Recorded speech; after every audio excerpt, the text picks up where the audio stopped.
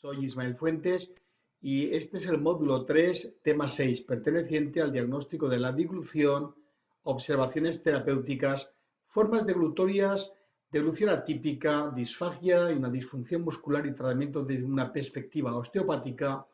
y TENS. Dentro del abanico de formas deglutorias tenemos una serie de pares craneales que están muy relacionados dentro de esta acción deglutoria. Fíjense que una acción deglutoria parece que pues, sea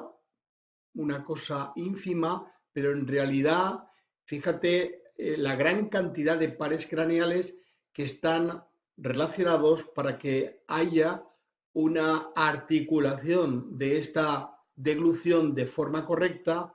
y la automatización de esta deglución sea todavía más correcta para que no se produzcan trastornos como puede ser una disfagia o como puede ser una alteración de, digamos, infección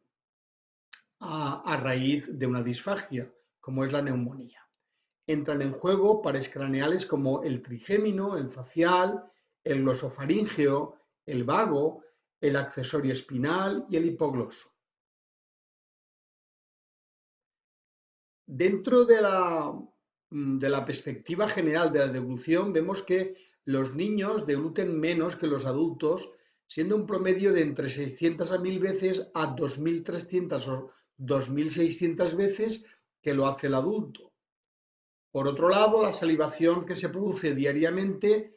gira en torno al litro o litro y medio y cuanto más avanzamos en edad, menos producción de saliva tenemos. Hay 4 fases deglutorias. La primera fase que llevamos a cabo es la preparatoria. La siguiente fase sería la oral, que es cuando ya va a pasar a la fase faríngea, que es cuando el bolo entra en contacto con la faringe y el velo paladar, el velo palatino hace de esfínter para que no haya una regurgitación a la zona, digamos, nasofaríngea. Y luego tenemos la parte esofágica, que es cuando ya intervienen las contracciones musculares llamadas peristaltismo, que va a provocar que lleve el bolo alimenticio hasta el estómago.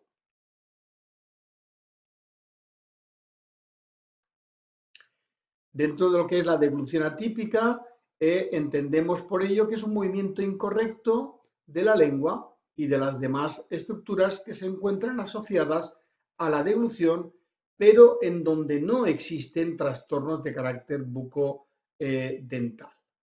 Es decir, que cuando hay un trastorno bucodental, se van a producir otro tipo de trastornos llamados degluciones adaptadas. En este caso, hay que entender que la deglución atípica no va directamente asociada a un trastorno de carácter bucodental.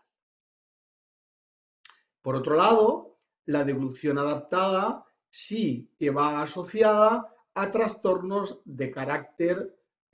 bucodental, fonatorio, etcétera, etcétera, que van a permitir que se consiga o que el organismo consiga una forma automática por la cual se sienta mejor o por la cual esta deglución o esta función a nivel lingual, a nivel, digamos, deglutoria, sea, digamos, pertinente, adecuada para ese sujeto, con lo cual lo que hace es adaptar una serie de funciones, sobre todo a nivel lingual y a nivel del velo palatino, para que esa función sea totalmente adecuada para ese sujeto, no siendo evidentemente una deglución correcta, ya que comporta series de procesos adaptativos que va a permitir, digamos, poquito a poco, a medio o a largo plazo, va a permitir generar una patología mayor. En cuanto a la disfagia y a la osteopatía, podemos entender que la patología en sí genera una serie de condiciones al paciente importantes, incluso de carácter personal, emocional y también físico, que van a permitir tener que cambiar muchas cosas en la vida, como es la consistencia en la alimentación, la forma en la alimentación y una serie de características que hacen que, pues bueno, se esté relacionado en este tipo de trastorno como es la disfagia. La osteopatía es una especialidad que puede ayudar muchísimo a las personas que padezcan estos trastornos, porque en realidad la disfagia, cuando no es neurógena, y también siendo neurógena, pero cuando no es neurógena, tiene muchas afinidades con la osteopatía, porque cualquier trastorno de carácter muscular puede estar relacionado con un trastorno osteopático, y en realidad cuando este trastorno osteopático, que es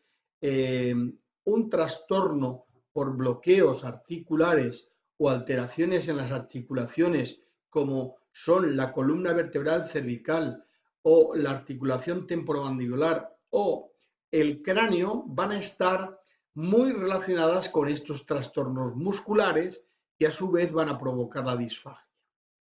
Así pues, la osteopatía tiene mucho que decir cuando este tipo de circunstancias está íntimamente relacionada con la disfagia. Cuando se es neurógena, evidentemente, pueden haber trastornos también de carácter osteopático que ayuden a que la terapéutica a seguir desde el punto de vista logopédico actúe de una forma más consistente si cabe o mejor para que ese paciente pueda obtener los beneficios de una terapéutica asociada. El TENS, que en este caso es la estimulación eléctrica transcutánea, es una técnica terapéutica cuya utilización por los logopedas ha crecido de manera exponencial en todo el mundo. La terapia de la electroestimulación se basa en programas que pueden producir analgesia y relajación a través de los estímulos de los receptores nerviosos, en este caso transcutáneos, que van a permitir que estas corrientes puedan provocar cambios y estímulos relacionados en las patologías que estamos tratando. Están varias líneas de estimulación, la rusa, la australiana, etcétera, que luego vamos a detallar un poquito más. Está basada en la estimulación de las ramas intramusculares, de las neuronas motoras, que inducen a la contracción muscular. Esta técnica se utiliza como un recurso adicional promoviendo el retorno venoso, linfático y aumentando la circulación